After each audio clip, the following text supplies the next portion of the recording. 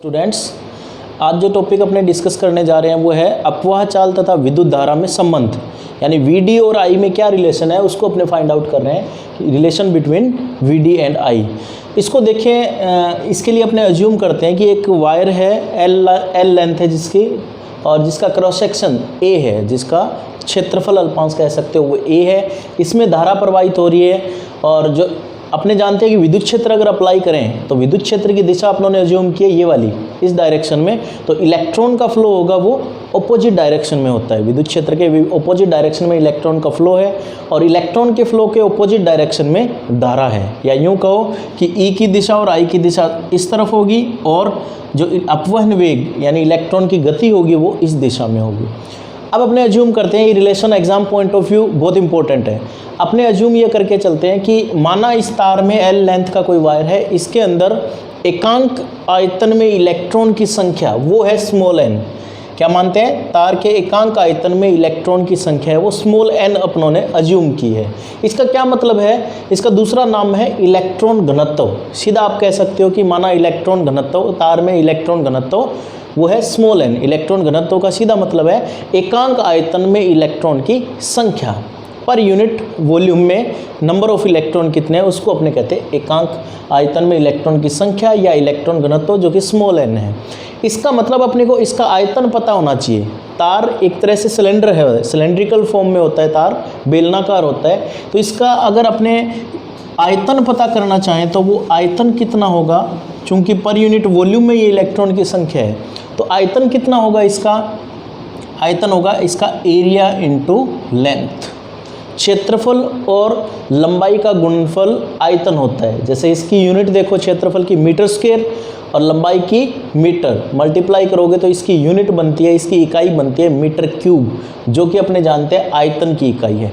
It means इस wire की आयतन की बात करें, एल लेंथ के वायर के आयतन की बात करें तो वो होगा ए इंटू एल।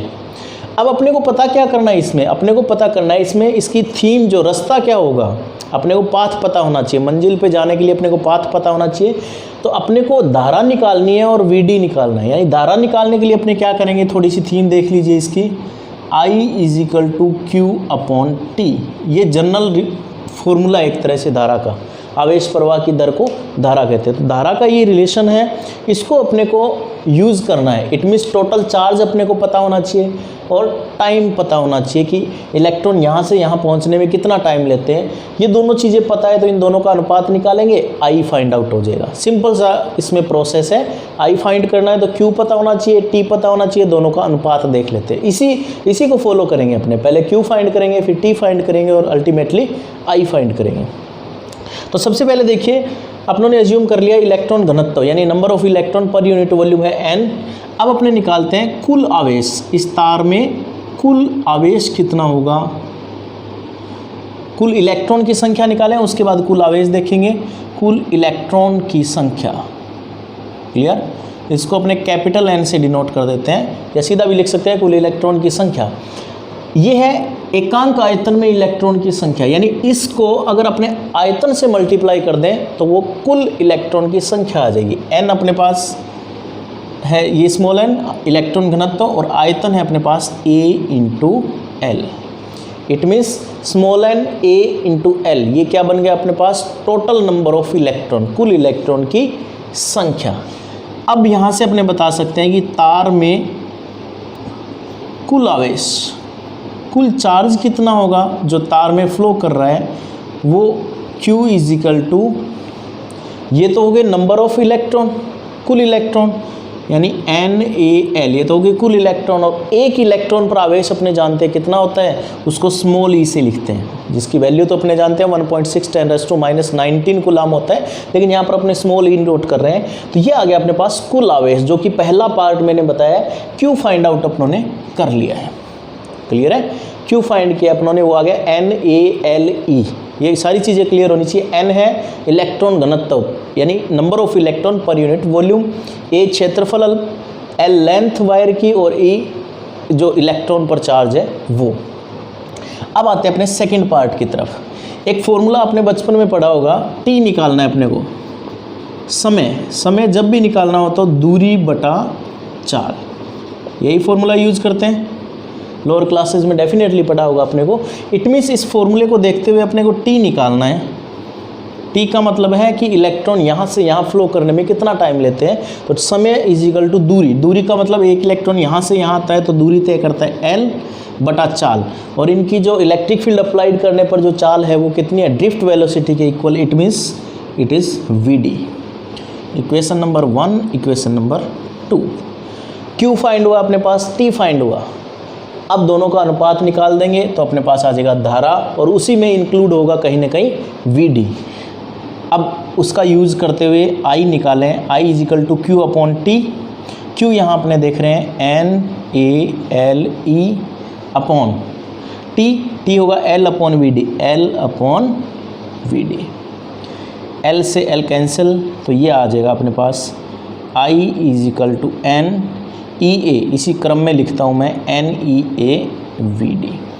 तो ये आ जाते हैं अपने पास करंट में और वी डी में, यानी अपवहन चाल में क्या रिलेशन है, अपवहन चाल और धारा में क्या रिलेशन है, I is equal to N E A V D. Exam point of view बहुत इंपॉर्टेंट रिलेशन है ये, I is equal to N E A V D, direct भी याद रखना है आपको, N E A V D. Clear. अब एक चीज़ और आती है इसमें कि किसी भी पर्टिकुलर मेटल के लिए, किसी भी एक धातु का तार हो तो उसके लिए n की वैल्यू कांस्टेंट होती है। तो उस केस में देखें एक धातु के लिए n क्या होगा, नियत। ई इलेक्ट्रॉन, चार्ज ऑफ इलेक्ट्रॉन है, ये भी कांस्टेंट है। इट मीन्स इन दोनों का मल्टीप्लाई भी कांस्टेंट होगा। कब, जब धारा नियत हो। यदि I कांस्टेंट है, किसी भी चालक तार में धारा नियत बह रही है, तो उस केस में उसका इलेक्ट्रॉन घनत्व वो भी नियत होगा, और साथ ही साथ A into V D, A into V D वो भी नियत होगा। ये नियत है, इसका क्या मतलब हुआ कि A1 VD1 is equal to A2 VD2। इसका क्या मीनिंग हुआ, अर्थ देखें इसका। तो मान लो एक तार है जिसका अलग अलग क्षेत्रफल है, क्रॉस सेक्शन अलग है, कहीं से मोटा है कहीं से पतला है, यानी एरिया अलग अलग है। उस स्थिति में इलेक्ट्रॉन का जो अपवहन वेग है, अपवहन चाल कह लो अदिश रूप में, A और VD का गुणनफल हमेशा कांस्टेंट रहता है। इसका क्या मतलब है कि जहाँ पर क्षेत्रफल अल्पांश या क्षेत्रफल है वो ज़्यादा होगा, यानी मोटाई ज़्यादा होगी तार की, इट मीन्स क्षेत्रफल ज़्यादा। क्षेत्रफल जहाँ ज़्यादा होगा वहाँ इलेक्ट्रॉन की अपवहन चाल कम होगी, और जहाँ क्षेत्रफल कम होगा वहाँ पर इलेक्ट्रॉन की अपवहन चाल नो डाउट ज़्यादा होगी। तो ये बहुत ही इंपॉर्टेंट रिलेशन आता है अपने पास, relation between V D and I, यानी अपवहन चाल और विद्युत धारा में रिलेशन, जो कि आता है अपने पास I is equal to N E A V D. Clear students. अब अपने देखते हैं अपवहन वेग तथा विभवांतर में संबंध। इट मीन्स वी डी और वी में आपस में क्या रिलेशन है। जैसे अभी अपने देखा था कि तार में धारा प्रवाहित करते हैं तो नो डाउट उसके सिरों पर पोटेंशियल डिफरेंस विभवांतर भी उत्पन्न होता है। अपने एज्यूम करते हैं कि एल लेंथ का वायर है, उसमें धारा प्रवाहित आई हो रही है, तो इसके सिरों पर उत्पन्न विभवांतर वी है। अपने को फाइंड करना है कि अपवहन वेग व विभवांतर में क्या संबंध होगा। तो इससे थोड़ा सा बैक लेके चलता हूँ मैं आपको। अपनों ने पढ़ा था कि गतिशीलता की परिभाषा से, गतिशीलता की डेफिनेशन दी थी, उसके अकॉर्डिंग हम जानते हैं कि गतिशीलता क्या बताया था अपनों ने, V D is equal to mu into E. जहाँ पर म्यू गतिशीलता थी, या इसको लिख सकते हैं अपने V D is equal to mu की वैल्यू थी ईटो अपॉन एम इंटू ई। ये अपने पहले पढ़ चुके हैं। ये इलेक्ट्रिक फील्ड था, इलेक्ट्रॉन पर चार्ज, ये इलेक्ट्रिक फील्ड था, और ये टो जिसको रिलैक्सेशन टाइम विश्रांति काल, और एम है इलेक्ट्रॉन का द्रव्यमान, और साथ ही साथ वी डी इसको अपनों ने कहा था अपवहन वेग, अगर वेक्टर फॉर्म में बात करें तो। अब यहाँ पर आता है कि इस तार में धारा प्रवाहित होती है तो इसके सिरों पर विभवांतर उत्पन्न होता है, और ई और वी में रिलेशन इस तार के अकॉर्डिंग देखें अपने तो E is equal to V upon L. संधारित्र वाले चैप्टर में भी आपने पढ़ा होगा E is equal to V upon D. D capacitor के जो प्लेट्स है उसके बीच की distance, E is equal to V upon D definitely पढ़ा है वहाँ अपनों ने। तो उसी के according E is equal to V upon L यहाँ आता है। इट मीन्स ई की जगह अपने रिप्लेस कर सकते हैं वी अपॉन एल। तो V D is equal to E tau upon M, capital E is V upon L, मैं यहाँ लिख देता हूँ। क्लियर, वी अपॉन एल लिखा। ये ई टो अपॉन एम ये किसी भी मेटल के लिए कांस्टेंट, पर्टिकुलर वायर के लिए तो V D is proportional to V. तो यहाँ से क्या इंपॉर्टेंट रिजल्ट निकलता है अपने पास कि अपवहन वेग उसकी वैल्यू विभवांतर के समानुपाती होता है। इसका मतलब अपवहन वेग विभवांतर के हमेशा प्रोपोर्शनल होगा, उसके समानुपाती होगा। स्टूडेंट्स इंपॉर्टेंट चीज़ यहाँ ये आती है कि अपवहन वेग जो है Vd वो कभी भी चालक तार की लेंथ है उस पर निर्भर नहीं करता है। अपवहन वेग चालक तार की लेंथ है उस पर डिपेंड कभी भी नहीं करेगा, वो इंडिपेंडेंट होता है, independent to length. Vd is proportional to V, it means अपवहन वेग का मान विभवांतर के समानुपाती होता है। एक चीज़ और इम्पोर्टेंट यहाँ आती है, इस आर्टिकल के बियॉन्ड अगर अपने देखें तो अपवहन वेग की जनरली वैल्यू जो है वो 10⁻³ मीटर प्रति सेकेंड ये इस कोटि की होती है। लगभग ये मान होता है अपवहन वेग का 10⁻³ -4 नियर अबाउट ये कोटि होती है। ठीक है, तो जब किसी आपने देखते हैं कि 10⁻³ मीटर पर सेकेंड ये अगर अपवहन वेग है, अपवहन चाल कह लो, मैग्नीट्यूड में बात करें, अगर ये इसका अपवहन चाल है या अपवहन वेग है तो इलेक्ट्रॉन यहाँ से यहाँ पहुँचने में निश्चित रूप से टाइम लगेगा। क्लियर है, टाइम लगेगा इसमें क्योंकि चाल बहुत कम है ये। अगर ये टाइम लगता है इसमें तो आप देखते हो कि घरों में जो स्विच है, लाइट ऑन करते हो आप, जैसे ही स्विच दबाया, आपने स्विच को प्रेस किया, तुरंत लाइट ऑन हो जाती है, चाहे वो रूम के अंदर ही क्यों ना हो, काफ़ी दूरी पर ही क्यों ना हो। तो इतना फास्ट कैसे होता है? क्वेश्चन ये आता है कि इतना कम चाल है। सपोज एक तार है जिसकी लंबाई 1 मीटर है, इस तार की लंबाई कितनी मीटर है? 1 मीटर, और इलेक्ट्रॉन घूम रहे हैं, उनके इलेक्ट्रिक फील्ड अप्लाई करने पर इलेक्ट्रॉन की अपवहन चाल है वो इतनी है। तो 1 मीटर लंबे तार में यहाँ से यहाँ तक इलेक्ट्रॉन को पहुँचने में जो टाइम लगता है वो लगभग 15 मिनट लग जाते हैं। 15 मिनट का टाइम 1 मीटर लेंथ के वायर को क्रॉस करने में इलेक्ट्रॉन्स को लग जाते हैं इस वेग से।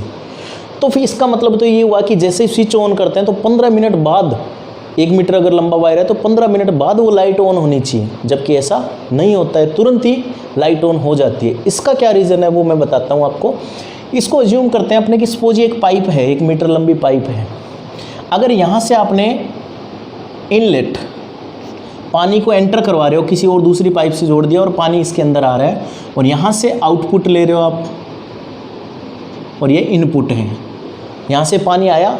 अब जैसे ही पानी इसके अंदर एंटर हुआ, यहाँ से यहाँ आने में पानी कुछ टाइम लेगा, पानी निश्चित रूप से कुछ टाइम लेगा, और कुछ टाइम के बाद आपको पानी यहाँ पर आउटपुट में मिलेगा। ठीक है, जब ये पाइप खाली थी तो ये प्रोसेस होगा।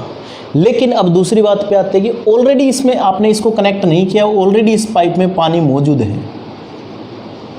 अब आपने इस पाइप को कनेक्ट कर दिया और पाइप पानी शुरू कर दिया, यहाँ से पानी शुरू कर दिया है, तो आपको आउटपुट पे पानी तुरंत मिलेगा। क्यों मिलेगा? क्योंकि पहले से इसमें पानी मौजूद है। जैसे यहाँ पर एंटर किया पानी तो ये इसको पुश करेगा, दाब लगाएगा, एक तरह से ध्वनि तरंगों की तरह से चलेगा, और ये आगे से आगे प्रोसेस में यहाँ पानी आपको तुरंत मिल जाएगा। ठीक है ना, तो दाब लगने के कारण पानी तुरंत मिलेगा। तो यही कारण है कि इलेक्ट्रॉन, जब तार में, किसी तार की बात करते हैं, पाइप की तो आपको समझ आ गई होगी, तार की अगर बात करते हैं तो उसमें मुक्त इलेक्ट्रॉन होते हैं बहुत सारे, क्योंकि वो चालक है। इसीलिए ऐसा नहीं कि ये इलेक्ट्रॉन यहाँ आएगा तभी धारा प्रवाहित होगी, ऐसा नहीं है। जैसे ही यहाँ पर इलेक्ट्रॉन फ्लो होगा, ये एक तरह से यहाँ से आउटलेट में जितने आवेश प्रवेश करेगा उतना निकल जाएगा तुरंत ही। जैसे पाइप वाली कहानी बताई, वो सेम कहानी इसमें लागू होती है। इसीलिए अपने जैसे स्विच को ऑन करते हैं तुरंत ही अपने को आउटपुट में धारा मिल जाती है। जैसे आपने स्विच ऑन किया, लाइट ऑन हो जाती है। तो आई होप ये आप समझ गए होंगे। तो इसका स्टूडेंट्स अब एक न्यूमेरिकल देखते हैं, इंपॉर्टेंट न्यूमेरिकल, जो आपकी बुक में एग्जांपल भी गिवन है कि आवेश Q की वैल्यू आपको गिवन है 40Q + 5T + 6 कूलम। आवेश गिवन है इन टर्म्स ऑफ टी की टर्म्स में आपको दिया हुआ है, और ये फाइंड करना है कि T = 1 सेकेंड पर, 1 सेकेंड पर पृष्ठ से प्रवाहित ताक्षणिक धारा, ताक्षणिक का मतलब एक पर्टिकुलर क्षण पर, पर्टिकुलर इंस्टेंट पर धारा कितनी होगी वो फाइंड करना है अपने को। अपने ये जानते हैं कि I = क्या होता है? dQ/dt। Rate of flow of charge is known as electric current. आवेश प्रवाह की दर को विद्युत धारा कहते हैं। इसका मतलब इसका अपने Q चार्ज गिवन है आपको, T के सापेक्ष अवकलन कर देंगे तो I मिल जाएगा। तो इसको अवकलन अगर करें अपने d/dt, Q की वैल्यू मैं यहाँ रखता हूँ 4TQ + 5T + 6, और I can be written as, इसका करना है अवकलन। अवकलन के लिए सामान्य फॉर्मूला क्या होता है? d/dx x⁻n, इसका होता है n x⁻n-1। ये अवकलन x की घात का n का करोगे आप विद रिस्पेक्ट टू x तो क्या आएगा? n, ये पहले आ जाता है x⁻n-1। इसी फॉर्मूले को अप्लाई करना है यहाँ पर।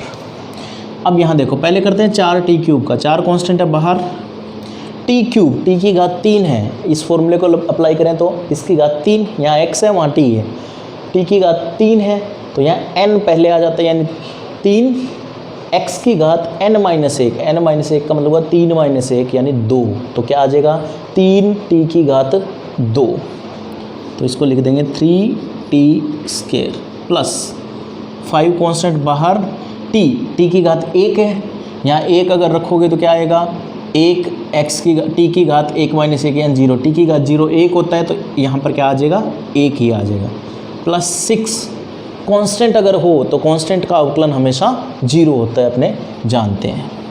इसको अगर ओपन करते हैं अपने तो i इज इक्वल टू आ जाता है 4 × 3 12 t स्क्वायर प्लस 5, ये आ जाता है धारा का मान, किसमें एम्पियर में। लेकिन आपको गिवन है, ये तो है धारा का मान, आपको ताक्षणिक धारा निकालनी है, यानी t is equal to 1 second पर निकालनी है, तो इसमें क्या करेंगे अपने t is equal to 1 second रखने पर, क्लियर, 1 सेकेंड रखें तो ये आ जाता है अपने पास i इज इक्वल टू 12, 1 का square plus 5, i is equal to 1 का स्क्वायर 1 × 12 12 प्लस 5, 12 और 5 हो गए 17 एम्पियर, तो धारा का मान आ जाता है अपने पास 17 एम्पियर।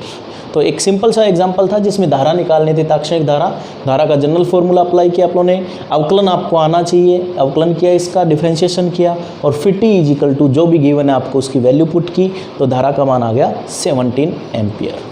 तो स्टूडेंट्स इस वीडियो को लाइक करें, आई होप आपको अच्छे से समझ आया होगा। इस वीडियो को निश्चित रूप से लाइक करें, शेयर करें और इस चैनल को अगर आपने अभी तक सब्सक्राइब नहीं किया है तो सब्सक्राइब करें। Thank you.